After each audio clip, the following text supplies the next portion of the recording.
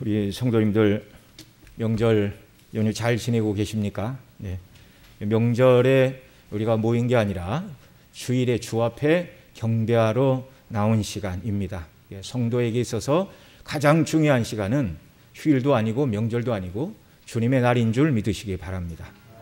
그래서 설교 전에 이 말씀을 드리는 것은 이 연휴로 우리 마음이 다 풀어진 마음들을 주님 바라보시고 말씀 통해 은혜 받겠다, 이런 믿음의 자세로 말씀을 받으시는 이런 일들이 우리에게 있기를 바랍니다. 청교도 중에 한 사람인 백스터는 설교가 무엇인가? 죽어가는 사람이 죽어가는 사람에게 말하는 것이다, 그렇게 얘기를 했어요. 그러니까 강단에 서 있는 설교자가 이번 설교가 마지막이고 또 설교를 듣는 회중들도 이 설교를 듣고 나서 다음 설교를 들을 수 없을지도 모른다는 이런 절박한 심정을 가지고 하나님의 말씀을 전하고 또 들어야 된다, 그 말이죠. 우리 인생이 하나님께서 일반적인 은혜를 베풀어 주셔서 지금 이제 100세 시대라고 그러지만 항상 우리가 내일이라도 주님이 오실 수 있고 주께서 오늘이라도 나를 부르실 수 있다는 이 종말 의식을 가지고 하나님을 예비하고 말씀을 듣고 믿음 안에 견고히 서시는 귀한 은혜가 우리에게 있어야 할 줄로 믿습니다. 자, 출애굽기 32장에서 34장은 중간에 끼어 있는 내용이죠. 어디 사이에 끼었습니까? 31장까지는 성막을 이렇게 만들어라는 말씀, 그리고 35장은 하나님께서 모세에게 말씀하신 방법대로 성막을 만드는 그 중간에 32, 33, 34장이 이렇게 딱 끼어 있어요. 근데 이 32장 처음 제가 설교하면서 차라리 이 부분은 없었으면 좋았을 부분이다 라는 말씀을 드렸죠. 무슨 내용입니까? 모세가 산 위에서 하나님께 성막을 이렇게 지으라는 말씀을 받고 있을 때 산 아래의 백성들은 얼마나 전에 주신 10계명의 1계명, 2계명, 3계명을 어기고 금송아지를 만들어 우상을 숭배함으로 언약을 깨트리는 일들을 하고 있습니다. 그래서 하나님께서 그냥 그때 역사의 문을 닫으셔도 돼요. 더 이상 너희는 소망이 없는 자들이다, 이렇게 하시고 이스라엘을 구원하지 않으시고 정말 모든 인생을 다 심판하셔도 인생들은 할 말이 없는 것입니다. 그런데 그렇게 하지 않으시고 모세의 중보 기도와 또 중보 그 모든 사역을 보시고 하나님께서 뜻을 돌이키사 깨어진 언약을 다시 회복시켜주는 내용이 출애굽기 32, 33, 34장의 내용입니다. 오늘도 이 말씀을 우리가 상고할 때 주의 성령께서 저와 여러분 모두에게 이 말씀을 온전히 깨닫고 말씀에 순종하는 은혜를 더하여 주시기를 원합니다. 자, 언약이 깨어졌어요. 백성들이 1계명, 2계명, 3계명을 어김으로 언약이 깨어졌어요. 그래서 하나님은 언약이 깨어졌다는 걸 몇 가지 통해서 말씀해 주셨죠. 첫째는 애굽에서 인도한 그 백성을 향하여 하나님께서 말씀하십니다. 내 백성이 아니고 누구 백성이라고요? 모세 너의 백성이다. 여러분, 하나님이 이제 내 백성이 아니라고 말씀하시는 것보다 더 큰 재난은 없는 줄 여러분 아시기 바랍니다. 계명을 지키는 걸 조건으로 내 백성 삼으시겠다 했는데 10계명에 1계명, 2계명, 3계명을 다 깨뜨렸어요. 그러니 내 백성이 아니라는 것입니다. 둘째로는 모세에게 주신 언약의 두 돌판이 깨어지고 말았습니다. 이것은 하나님의 직접적인 명령이었든지 또는 성령의 감동 가운데 모세가 행한 행동이라고 말씀을 드렸는데요, 이것을 통하여 너희가 범죄함으로 언약은 깨어졌다, 명백하게 보여주시는 상징적인 사건이었습니다. 셋째는 하나님께서 이 백성이 내 백성이 아니니 이들을 진멸할 것이다, 하나님 그렇게 말씀하셨습니다. 그런데 모세의 중보 기도와 중재의 노력을 통하여 깨어진 언약이 다시 회복되고 있는 것이 바로 32, 33, 34장의 내용이라는 것입니다. 하나님께서 모세의 중보 기도와 중보 사역을 통하여 범죄한 그들을 진멸하지 않으시고 또한 깨어진 언약을 다시 회복시켜 주셨는데 그 이유는 무엇이라고요? 처음부터 시내산 언약이 백성들을 구원하는 구원의 조건은 아니었다라는 것을 말씀을 드렸습니다. 이것은 아담의 범죄 이후에 처음부터 보여주셨어요. 아담과 하와가 선악과를 따먹었을 때 하나님이 말씀하신 대로 영원한 죽음을 선포하시고 역사의 문을 닫으시면 끝이었습니다. 그래도 되셨어요. 그런데 하나님의 창조와 통치 계획 속에 사단이 침투하여 망가뜨린 그 하나님의 나라, 하나님은 당신의 뜻과 이름과 영광을 위해서 일하시는 분인데 사단이 침투하여 사람으로 하여금 하나님이 지으신 최고의 존재인 사람으로 하여금 하나님께 반역을 들게 하고 반역하게 하여 그래서 하나님 그들을 심판하고 역사를 끝내버리신다면 외면상 볼 때 누구의 승리처럼 보이죠? 사단의 승리처럼 보이는 것입니다. 결코 이것을 하나님은 용납하지 않으십니다. 그래서 범죄한 그 순간에 하나님께서 여자의 후손을 통한 구원, 곧 은혜의 언약을 곧바로 주셨어요. 그러니까 아담의 후손들은요, 자기 행위로 하나님을 기쁘시게 해서 구원받을 자가 아무도 없다는 이 분명한 사실을 알고 시작을 해야 됩니다. 여러분, 저와 여러분이 본성적으로는 대단한 사람들이 절대 아니에요. 그저 하나님 앞에 죄인일 뿐입니다. 은혜 주시지 않으면 죄 가운데 태어나 죄를 먹고 마시다가 하나님의 진노와 심판을 받아 영원한 멸망에 떨어져야 될 죄인들일 뿐이에요. 그런데 오늘도 우리가 주 앞에 나와 경배하고 예배하고 하늘의 소망을 갖는 이유가 무엇입니까? 그리스도 안에서 하나님이 저와 여러분을 구원하시기를 영원전에 작정하셨고 작정하신 계획을 이루셨기 때문에 우리가 이런 은혜를 누리는 줄 믿으시기 바랍니다. 아담의 범죄 후에 즉시로 여자의 후손을 통한 구원을 말씀해 주셨는데요, 계시가 진정됨에 따라 그 여자의 후손은 아브라함의 씨로 오신다고 또 말씀해 주셨어요. 이게 계시의 점진성입니다. 조금씩 계시가 이렇게 확장이 돼서 우리 예수님이 이 땅에 오시고 십자가에 죽으시고 부활 승천하신 다음에는 계시가 완결이 되었죠.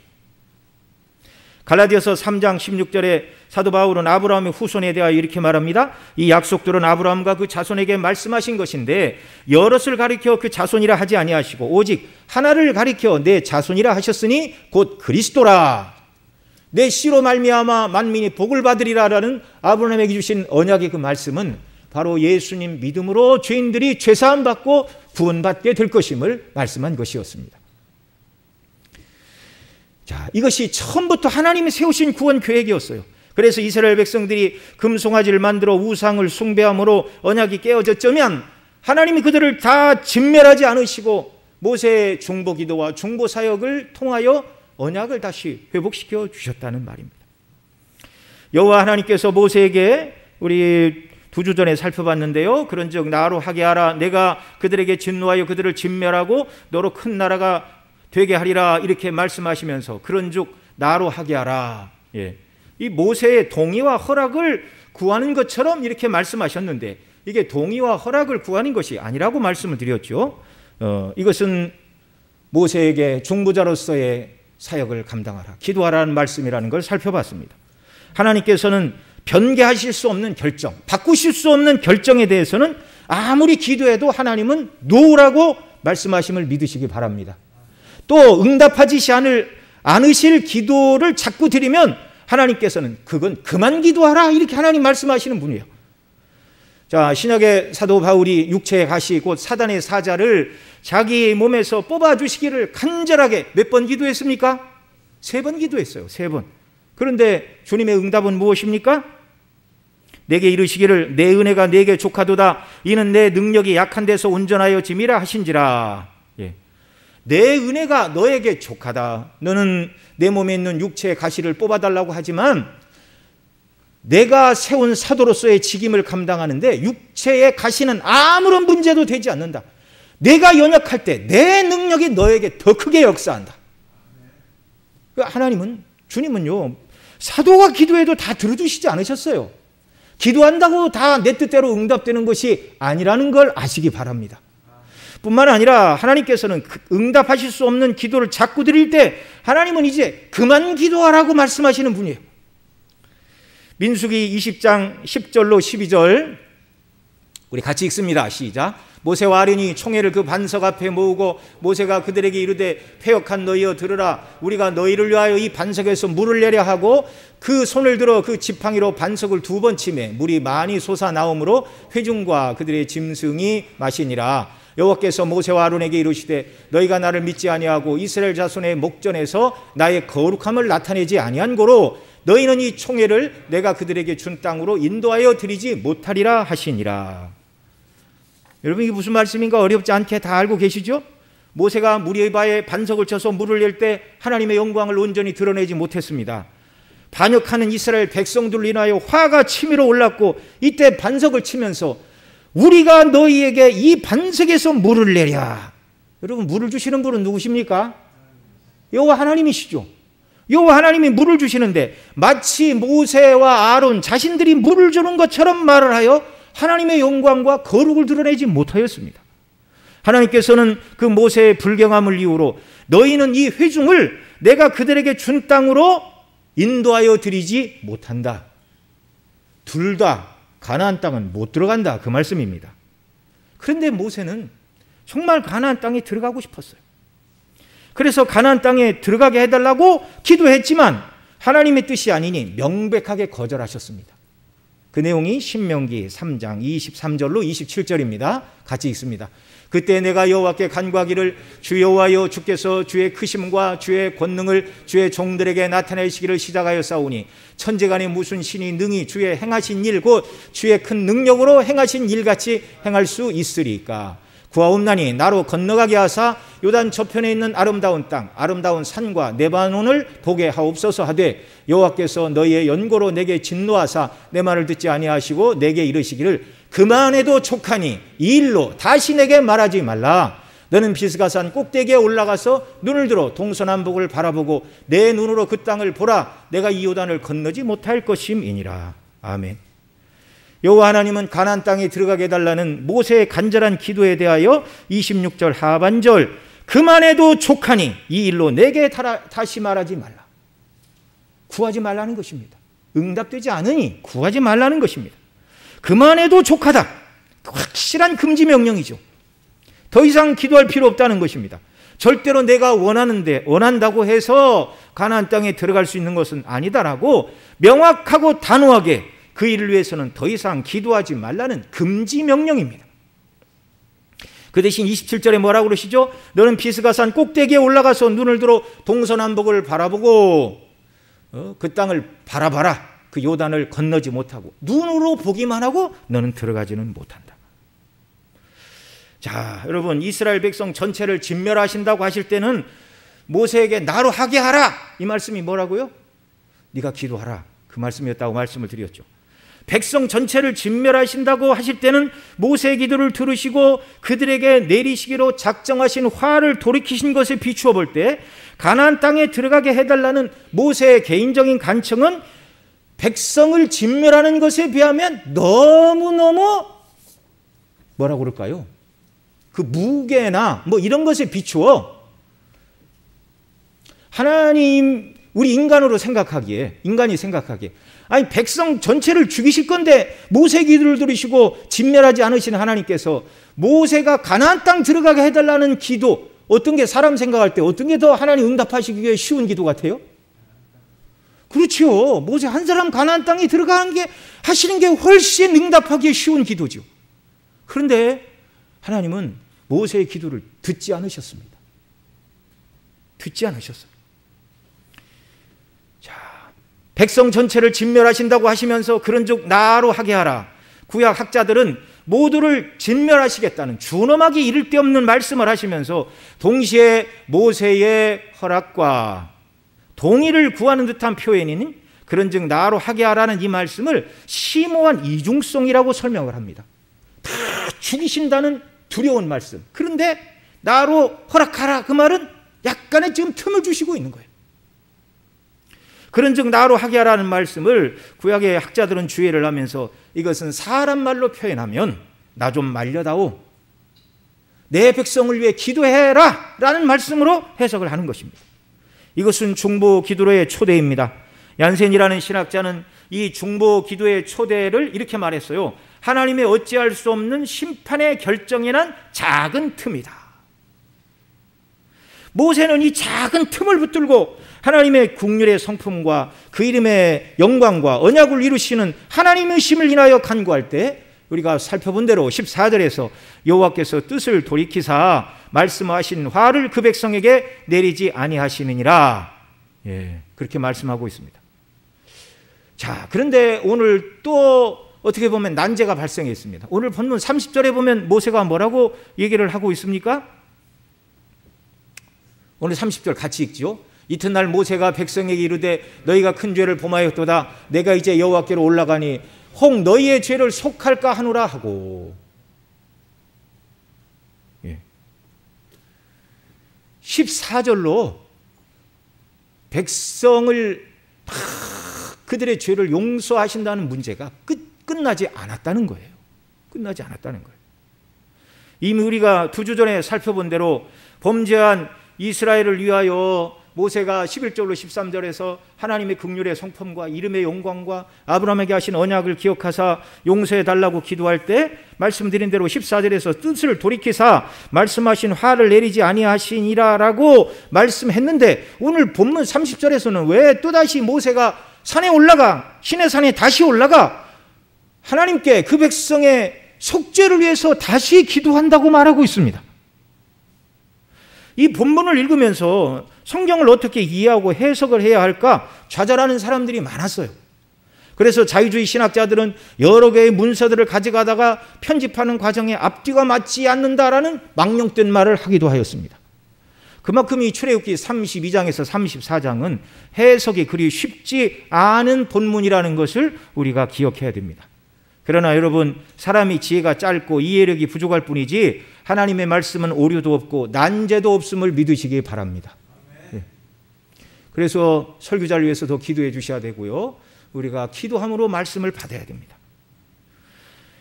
자, 그러면 14절에서 여호와께서 뜻을 돌이키사 말씀하신 화를 그 백성에게 내리지 아니하시니라라고 말씀하신 그 뜻은 무엇일까요? 이 말씀이 금송아지를 만들어 우상 숭배한 모든 죄를 없는 것으로 하고 죄의 책임을 전혀 묻지 않겠다라는 말씀이 아닙니다. 거룩하신 하나님을 거스리고 대적하고 배반한 죄가 그렇게 간단하게 모세의 기도 한 번으로 지은 죄가 짓지 않은 것으로, 그 지은 죄에 대한 어떤 책임도 받지 않는 것으로, 그렇게 하나님은 있는 죄를 없는 것으로 하실 수가 없는 분이에요. 여러분, 아담도 범죄한 후에 앞서 말씀드린 대로 여자의 후손을 통한 은혜 언약의 말씀을 받았으나 죽는다는 징계는 변함이 없었습니다. 죄는 용서하시지만 죄에 대한 징계는 따른다는 사실을 여러분 분명히 기억하십시오. 우리는 그 사실들을 다윗의 예를 통하여 여러 번 배웠어요. 죄는 용서하시나 죄에 대한 징계는 반드시 따른다는 것.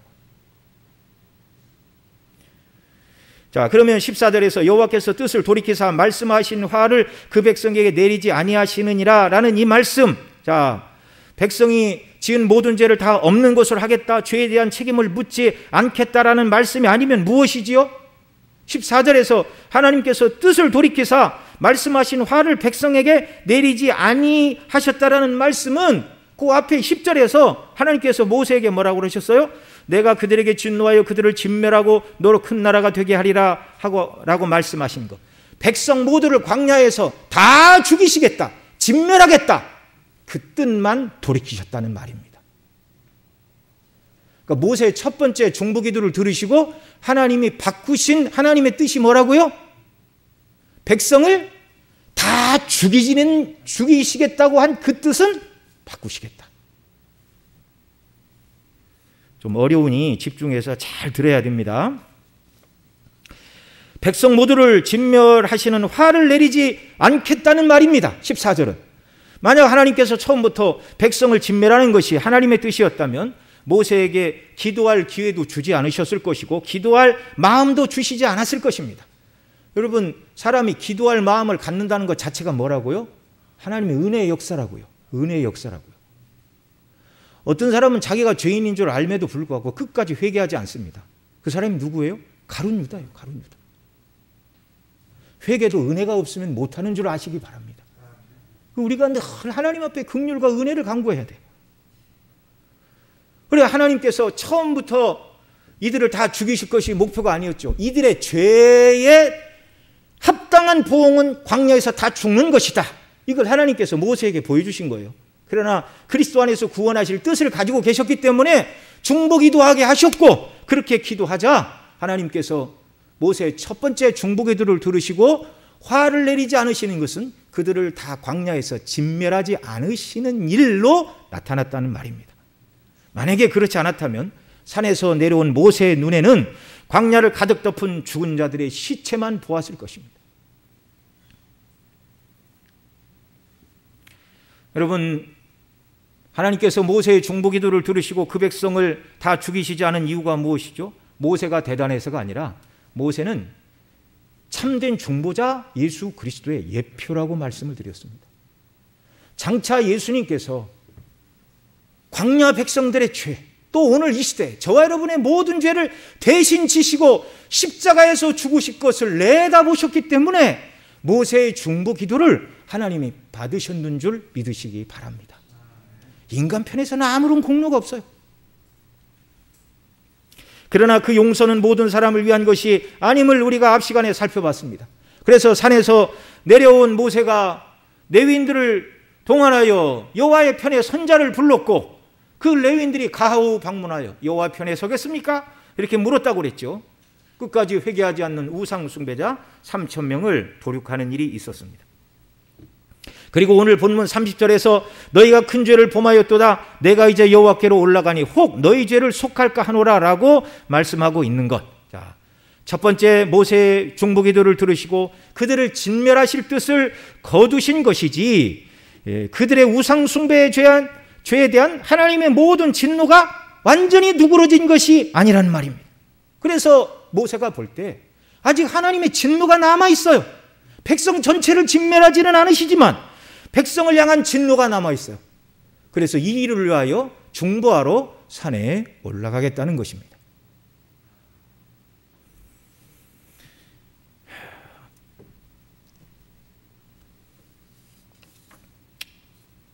여러분, 지난 시간에 모세가 돌판을 깨트리고 우상을 불살라 가루로 만들어 물에 타 백성에게 먹게 하고 아론을 책망하고 레위지파를 동원하여 3,000명을 도륙하는 그 모든 일들은 하나님이 이 모든 죄에 대하여 얼마나 분노하시고 지금 이스라엘에 행한 이 악이 얼마나 하나님의 진노와 심판을 받기에 마땅한 것인가를 하나님의 백성들 앞에서 하나님의 중보자로서 보여주는 중보 행동이라고 말씀을 드렸습니다.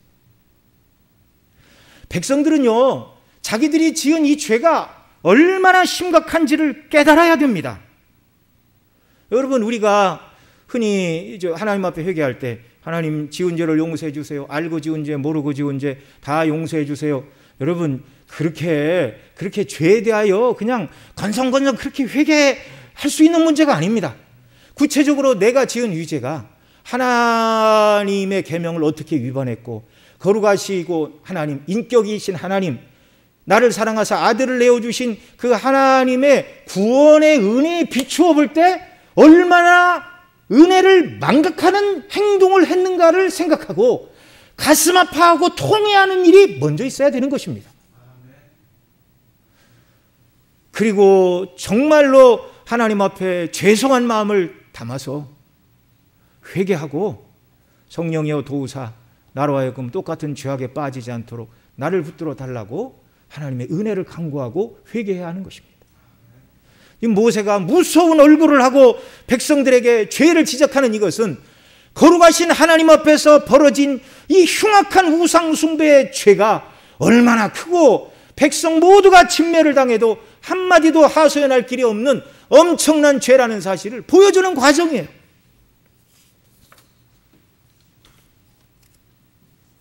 이런 일 후에 모세는 다시 한번 하나님께로 올라가 백성을 위하여 중보기도를 드리고자 하였습니다. 30절에 있는 대로 이튿날 모세가 백성에게 이르되 너희가 큰 죄를 범하였도다 이제 내가 여호와께로 올라가니 혹 너희의 죄를 속할까 하노라. 여기 모세가 산에 올라가면서 내가 올라가서 기도하면 반드시 하나님 용서해 주신다 그렇게 말하고 있지 않아요. 뭐라고 말하고 있습니까? 혹 너희의 죄를 속할까 하노라. 여기 혹이라는 말은 히브리어로 울라이라는 단어인데 혹시 뭐뭐할까 하노라. 혹시 뭐뭐일지 모른다. 자기가 산에 올라가서 속죄의 기도를 드리지만 죄를 용서하시고 안 하시고의 주권은 누구한테 있다고요? 하나님께 있다고요. 하나님께 있다고. 그래서 모세는 두 번째 중보기도를 위하여 산에 오르지 않을 수가 없었습니다. 모세가 드린 첫 번째 중보기도를 통해서는 백성을 진멸하신다는 뜻을 돌이키셨지만, 그렇다고 죄인 3,000명이 죽었다고 하나님의 진노가 다 시행된 것도 아니고, 그리고 하나님과의 관계에서 그들이 십계명을 어기고 언약을 깼잖아요. 깨어진 언약이 다시 회복된 것이 아닙니다. 이걸 우리가 분명히 기억을 해야 돼요. 다만 모두가 진멸당해야 될 그 형편에서 진멸을 면하였다. 첫 번째 중보기도를 통하여 진멸을 면하였다. 그 상태입니다. 모세는 두려웠어요. 언약이 깨어졌습니다. 이제 몇 사람 3,000명 우상 숭배자를 도륙했다고 깨어진 언약이 회복된 게 아니에요. 깨어진 언약, 여전히 하나님은 내 백성이 아니라 모세, 내 백성이라고 말씀하고 계십니다. 그들을 광야에서 일시에 진멸하지는 않으실 것이지만 내 백성이 아니다, 그 말은 뭐예요? 이제 나는 너희들한테서 손을 떼겠다, 그 말입니다. 다 죽이지는 않겠지만 내 백성 아니니 나는 손을 뗀다, 그 말씀이에요. 이제 그들이 광야에서 멸망당하는 것은 시간 문제입니다. 하나님의 긍휼의 은혜가 아니라면 그들은 이제 다 광야에서 엎드려질 자들이에요. 그래서 모세는 두 번째 산에 올라가 하나님께 중보기도를 드렸고요. 이 두 번째 중보기도를 통하여 하나님이 들으신 것도 있고 허락하신 것도 있고 허락하시지 않는 것도 있습니다. 결론적으로 모세의 두 번째 중보기도는 원하는 대로 다 응답받지 못했습니다. 하나님께서 모세의 두 번째 중보기도를 들으시고 허락하신 것은 무엇이죠? 이 백성이 광야에서 죽도록 내버려 두지는 않으시고 그들을 가나안 땅으로 인도하여 들어가게 하실 것은 약속해 주셨어요. 34절 같이 읽습니다. 시작. 이제 가서 내가 네게 말한 곳으로 백성을 인도하라. 내 사자가 내 앞서 가리라. 그러나 내가 보응할 날에는 그들의 죄를 보응하리라. 자, 이제 가서 내가 네게 말한 곳으로, 가나안 땅이죠, 백성을 인도하라. 내 사자가 내 앞서 가리라.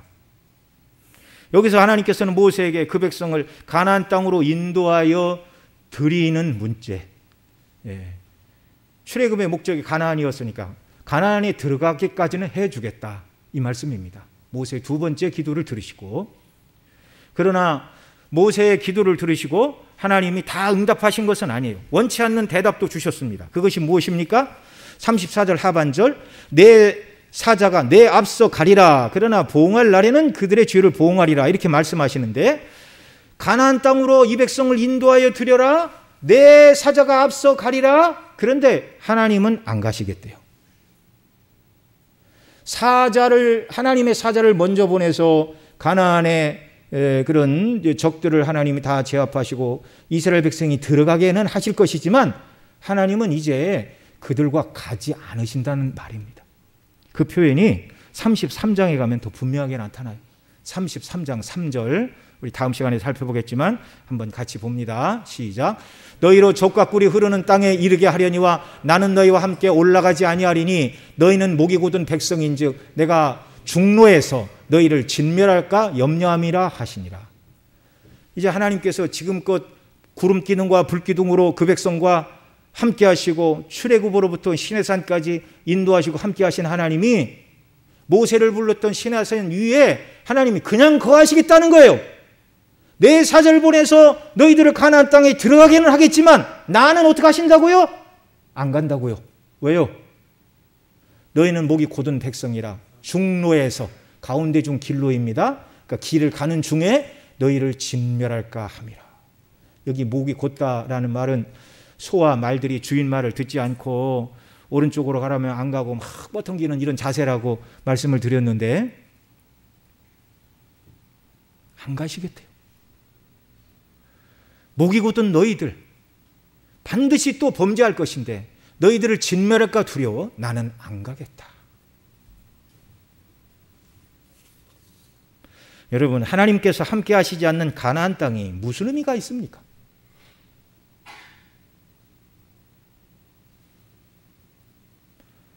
여러분, 장차 우리가 들어갈 새하늘과 새 땅, 천국에 하나님이 임재해 계시지 않는다면 그것이 무슨 천국이겠습니까? 영생은 유일하신 참 하나님과 그의 모린 신자 예수 그리스도를 아는 것이라고 말씀해 주셨는데, 여기서 안다라는 말은 인격적이고 체험적인 교제를 통하여 알아가는 실제적인 알을 말하는 거예요. 인격적인 교제와 교통을 말하는 거예요. 영생의 내용이 하나님을 알아가는 것인데 천국에 하나님이 안 계신다면 그것은 천국이 아니라는 말입니다. 하나님이 계시지 않고 예수님이 없는 천국은 천국이 아니요, 설령 그곳에서 죽지 않고 먹을 것이 항상 있다 하여도 하나님의 임재와 은혜가 없는 곳에서 영원히 사는 것은 아무런 의미도 없는 줄 여러분 아시기 바랍니다. 하나님은 그런 구원, 그런 영생을 우리에게 약속하신 게 아니에요. 천국이 참 천국이요, 영생이 복된 이유는 하나님과 그 아들 예수 그리스도가 계시고 우리를 맞아주시고 우리와 영원토록 교통하시고 함께 하시는 나라이기 때문임을 믿으시기 바랍니다. 그런데 하나님께서 모세에게 이 백성을 가나안 땅에 들어가게는 하겠지만 나는 가지 않는다. 아주 절망적인 말씀입니다. 죄가 하나님과 죄인 사이를 가르고 우리로 하나님의 면전에 서지 못하게 하는 가장 큰 원수임을 아시기 바랍니다. 그래서 구원받은 성도들은 항상 죄와 싸워야 돼요. 왜요? 내가 죄 가운데 빠져 육체의 원리 가운데 거할 때 성령의 소욕이 잦아들고 하나님의 미소 지으시는 얼굴로부터 내가 멀어지고 하나님의 임재의 영광으로부터 멀어지고, 그런다고 우리를 버리신 것은 아니에요. 그러나 버림받은 것과 같은 모습으로 우리가 세상을 살아가는 거예요.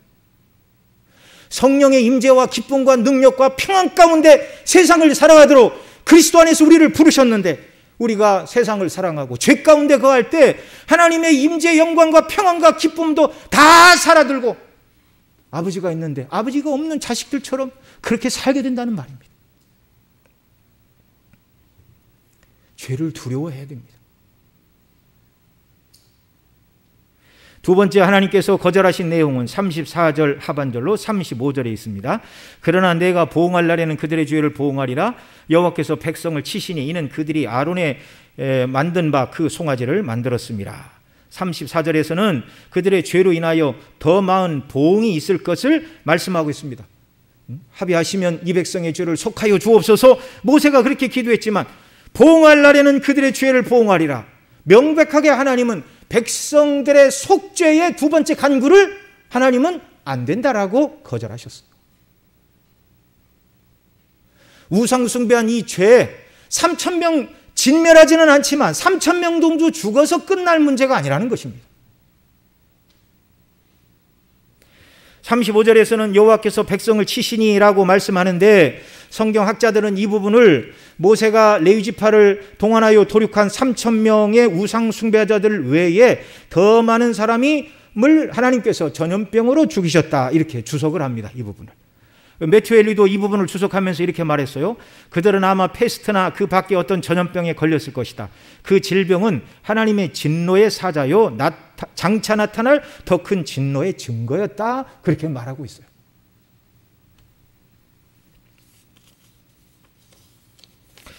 그러나 여러분, 분명히 알아야 될 것, 모세의 두 번째 기도는 다 하나님께 상달되지 못했습니다.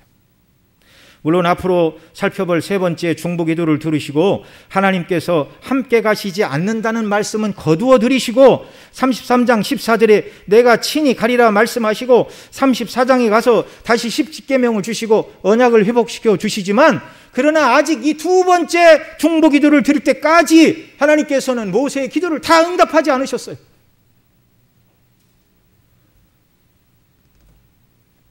이 기도를 드릴 때 모세가 뭐라고 기도했습니까? 32절 같이 읽습니다. 시작. 그러나 합의하시면 이제 그들의 죄를 사하시옵소서. 그렇지 않사오면 원컨대 주의 기록하신 책에서 내 이름을 지워버려 주옵소서. 모세는 자기 생명을 내어놓고 백성의 죄를 용서하여 주시기를 간구하였지만, 그런데 하나님은 거절하셨습니다. 여기 주의 기록하신 책에 대해서 어떤 학자들은 이것이 생명책이다, 또 어떤 학자들은 살아있는 자들의 명부다라고 말을 합니다. 생명책에서 지워달라고 기도했다면 그만큼 간절하게 기도했다는 말이죠. 그러면 이제 이런 생각이 들죠. 하나님께서 한번 기록하신 생명책에서 하나님께서 이름을 지우시는 일도 있습니까? 없습니까? 알미니안 신학에서는 얼마든지 그럴 수 있다, 그렇게 대답을 합니다. 사람이 믿을 때 구원을 받고 또 자기 의지로 믿지 않고 하나님을 버리면 구원이 떨어진다, 이렇게 구원이 사람의 행위에 달렸다, 이렇게 가르치니까 알미니안에서는 얼마든지 그렇게 말할 수 있어요. 그러나 개혁주의 신학에서는 그렇게 성경을 해석하면 안 되는 것입니다. 개혁주의라 안 되는 것이 아니라 하나님의 거룩하신 하나님의 뜻은 변치 않는 거예요. 그래서 안 되는 겁니다. 사도 바울도 이와 비슷한 말을 했죠. 로마서 9장 1절로 3절 우리 같이 읽습니다. 내가 그리스도 안에서 참말을 하고 거짓말을 아니하노니 내게 큰 근심이 있는 것과 마음에 그치지 않는 고통이 있는 것을 내 양심이 성령 안에서 나로 더불어 증거하노니. 자, 이 양심의 고통이 뭐예요? 3절. 나의 형제 곧 골육의 친척을 위하여 내 자신이 저주를 받아 그리스도에게서 끊어질지라도 원하는 바로라. 사도 바울이 자기 동족이 구원받기를 간절히 원한다는 말입니다. 그리스도에게 끊어질지라도 원하는 바로다. 그러나 실제 그리스도에게 끊어지는 일은 있습니까? 없습니까? 이런 일은 없어요. 바로 그 앞에 8장 마지막 두 구절을 보면 이렇게 말하고 있어요. 그러니까 8장 38, 39절 다음에 9장 1절, 2절은 없고 3절로 연결이 됩니다. 문맥을 잘 보세요. 38절 같이 읽습니다. 시작. 내가 확신하노니 사망이나 생명이나 천사들이나 권세자들이나 현재일이나 장래일이나 능력이나 높음이나 깊음이나 다른 아무 피조물이라도 우리를 우리 주 예수 그리스도 예수 안에 있는 하나님의 사랑에서 끊을 수 없으리라. 하나님이 우리를 택하시고 구원하셔서 자녀 삼으셨다면 높음이나 깊음, 능력이나 권세자, 장래일이나 무슨 일이라 할지라도 우리를 우리 주 예수 그리스도 안에 있는 하나님의 사랑에서 우리를 꺼내낼 것이 있다고요? 없다고요? 없다고요. 그러니까 한번 택함받고 구원받은 성도가 절대로 하나님이 버리시거나 타락하거나 성도가 하나님 내 이름을 생명책에 지워주시고 누구를 구원해 주세요, 그렇게 기도한다 할지라도 그렇게 하시는 하나님이 아니라는 거예요. 그렇게 말하고 9장에 가서 사도 바울이 정말 그리스도에게 끊어질지라도 원하는 바로다. 끊어지지 않는다는 걸 알고 이렇게 기도하는 거예요. 끊어지지는 않지만 그만큼 자기 동족이 회개하고 예수님 믿기를 간절히 바라고 바라는 사도 바울의 마음입니다. 여러분, 이 마음이 누구의 마음이에요? 그리스도의 마음이에요. 그리스도의 마음. 예수님은 우리를 구원하시기 위하여 하나님 아버지와 끊어지셨잖아요. 십자가에서. 예수님이 십자가를 앞두고 이 잔을 내게서 옮기시옵소서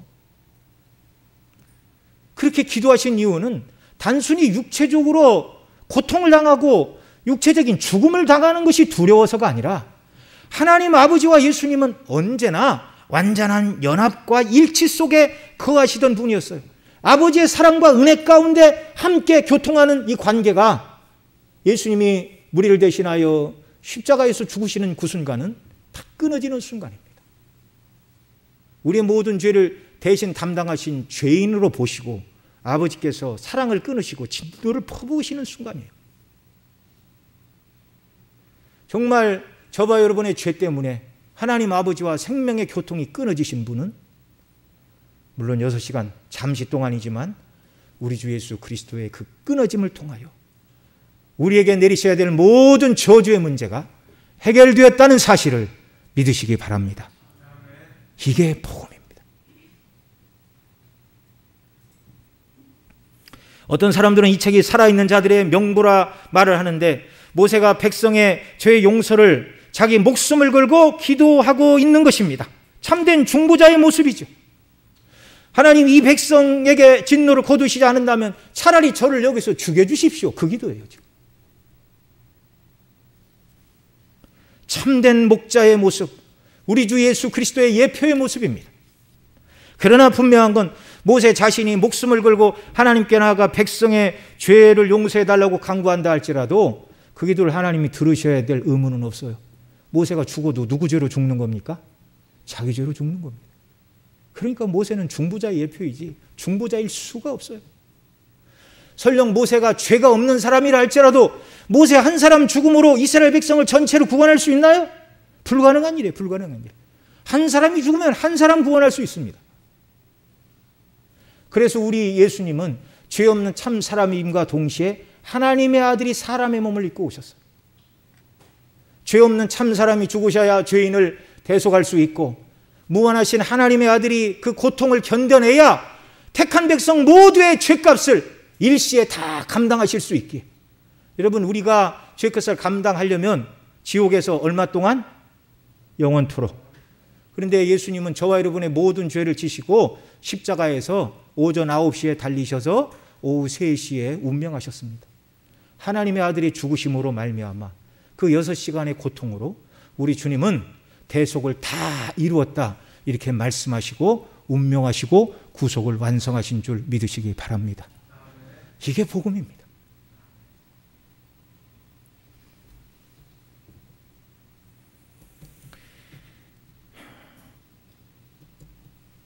두 번째, 모세의 중보기도를 들으시고 하나님께서 내가 말한 대로 너희들을 가나안 땅에 들어가게는 하겠지만 나는 안 들어간다, 거절을 하셨어요.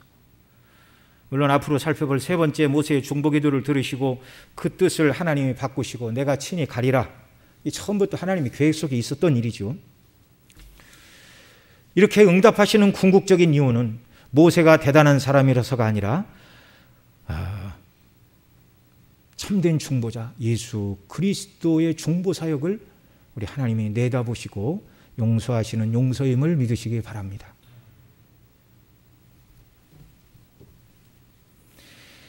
이제 모세는 백성들의 죄를 위하여 간구할 때 하나님이 거절하셨지만, 주님께서 저와 여러분의 죄를 위하여 아버지 앞에 드리는 중보기도를 하나님 아버지께서는 거절하지 않으시고 물리치지 않으시는 줄 여러분 믿으시기 바랍니다.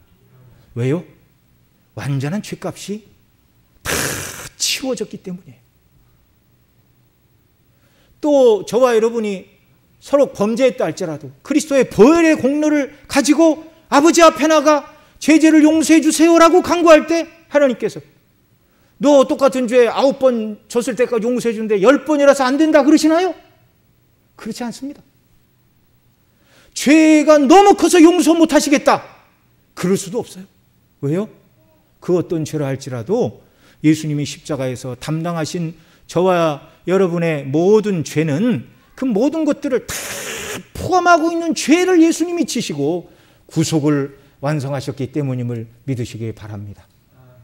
믿음 안에 저와 여러분이 견고히 서야 하는 줄 믿습니다. 그러나 넘어질 때라도 즉시 그리스도의 십자가를 의지하고 아버지 앞에 나가 회개하고 은혜를 간구하고 성령의 도우심 가운데 심령이 회복되고 평강을 누리는 자리로 저와 여러분 모두가 나가야 될 줄로 믿습니다. 여러분, 설교자가 설교를 하는 궁극적인 이유는 두 가지입니다. 첫째는 우리 주 예수 그리스도의 복음의 영광을 온전히 드러내는 것입니다. 성경 66권 전권에 걸쳐서 드러나 있는 구속의 놀라운 예표와 사건을 통하여 예수님의 그 놀라운 대속의 방식을 드러내고 구원이 예수님 안에 있음을 증거하는 것이, 그래서 모든 성도들로 하여금 오직 예수님 믿음으로 죄사함 받고 값없는 은혜를 주셨다는 것을 깨달아 알게 하는 것이 설교의 1차적인 목표입니다. 설교의 2차적인 목표는 그런 은혜를 받은 성도들이 그런 놀라운 구원을 주신 하나님을 이 순례길에서 어떻게 섬겨야 될까를 증거하는 것이 설교의 두 번째 목표입니다.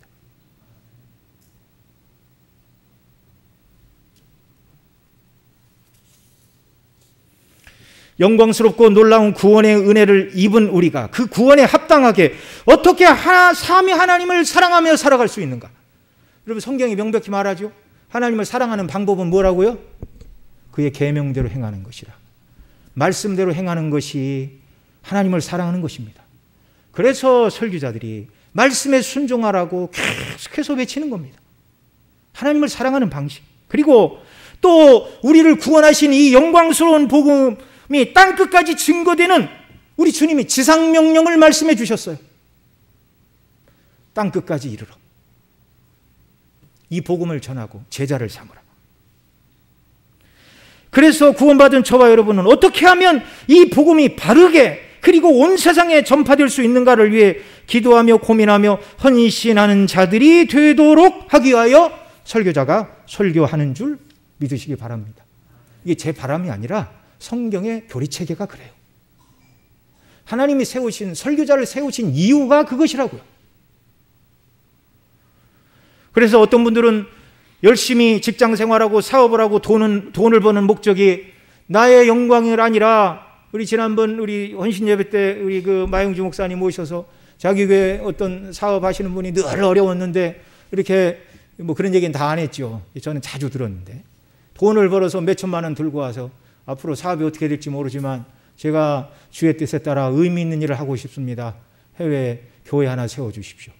그렇게 해서 일들이 시작되는 거예요. 교회가 없는 곳에 교회를 세우고 사역자가 없는 곳에 사역자를 파송하여 주의 복음이 영광스럽게 증거되는 일들을 위해 저와 여러분이 쓰임을 받는다면 구원에 합당한 일을 하고 있는 것임을 믿으시기 바랍니다. 목표 없이 살아갈 수는 없어요. 여러분, 그리스도의 존귀한 피로 구속함을 받은 저와 여러분의 목표가 남들보다 좋은 차 타고 해외여행 다니고 맛있는 거 먹고 좋은 옷 입고 그런 삶을 살아고 그리스도 안에서 우리를 구원하시지 않으셨음을 여러분 아시기 바랍니다. 하나님의 영광을 위하여 어떻게 살아야 되는가? 이 놀라운 구원을 받은 우리가 베풀어 주신 구원의 은혜에 따라서 어떻게 살아야 되는가? 나중에 저와 여러분 모두가 천국에서 주 앞에 서는 날이 올 것인데 왜 목사님은 우리에게 주의 영광을 위해서 받은 바 구원에 합당한 헌신을 강조하지 않으셨습니까? 라는 원망의 소리를 저는 듣지 않기를 원합니다. 여러분, 인생 순례길 끝나면 주 앞에 서고 영원한 영광의 나라가 우리를 기다리고 있어요. 무엇이 지혜입니까? 무엇을 따라 살아야 하겠습니까? 우리에게 베푸신 이 놀라운 구원을 누리며 기뻐하고 감사하고 우리에게 주어진 시간과 형편 속에서 받은 바 구원에 합당한 주를 섬기는 놀라운 역사가 성령 안에서 저와 여러분의 삶 속에서 늘 충만케 되기를 소원합니다. 기도하겠습니다. 우리 다 같이 하나님 앞에 통성으로 기도하겠습니다. 주님, 놀라운 구원, 큰 은혜를 우리에게 베풀어 주셨습니다. 정말 아담의 후손들, 모세 시대 광야에서 금송아지를 만들고 범죄한 그들과 내가 뭐가 다른 자입니까? 그런데 그리스도 안에서 용납하시고 완전한 죄사함의 은혜를 허락하시고 자녀 삼으시고 천국의 후사로 삼으셨는데 성령이여 이 놀라운 복음의 은혜와 영광을 온전히 깨달아 알게 해주시고 이 복음의 빚진 자로서 주님을 사랑하고 복음이 광포되는 일을 위하여 살아가는 은혜 제게 허락하여 주옵소서. 구원받았으니 땅의 것이 아니라 위의 것을 추구하는 복된 삶이 되도록 제게 긍휼을 베풀어 주십시오. 여러분 간절히 주 앞에 간구하겠습니다. 사랑하시는 아버지 하나님, 고맙고 감사합니다. 오늘도 귀한 주님의 날 허락하시고 주의 존전에 나와 예배하도록 은혜를 주신 아버지요, 연약하고 악한 인생들 정말 하나님께서 구원해 주셔야 될 만한 하나의 조건도 아름다움도 없는 자들을 구원하시기 위하여 아들을 내어주신 아버지 하나님, 이 놀라운 사랑과 은혜를 입어 죄사함을 받고 의롭다 하심을 입고 하나님의 자녀가 되었고 천국의 후사로 우리를 세우신다니요, 이 놀라운 복음의 영광으로 날마다 가슴 뛰며 즐거워하며 하나님 앞에 참된 기쁨과 평강을 누리며 살아가는 저희들 되게 하여 주시옵소서. 더더욱 아버지 하나님, 우리에게 은혜를 베풀어 주시다 성령의 충만함을 더하여 주시기를 원하옵고 하나님을 사랑하는 자, 그 말씀대로 순종하며 이 땅을 사는 자가 되게 하여 주시기를 원하옵고 또한 아버지 하나님, 하나님의 나라와 복음의 영광을 위하여 정말 목표를 세우고 헌신하며 믿음을 따라 살아가는 자녀들 다 되게 하여 주시기를 간절히 빌고 원함을 드리옵소서. 긍휼을 베풀어 주시고 은혜로 함께하여 주옵소서. 우리 구주 예수님의 이름으로 기도드리옵나이다. 아멘.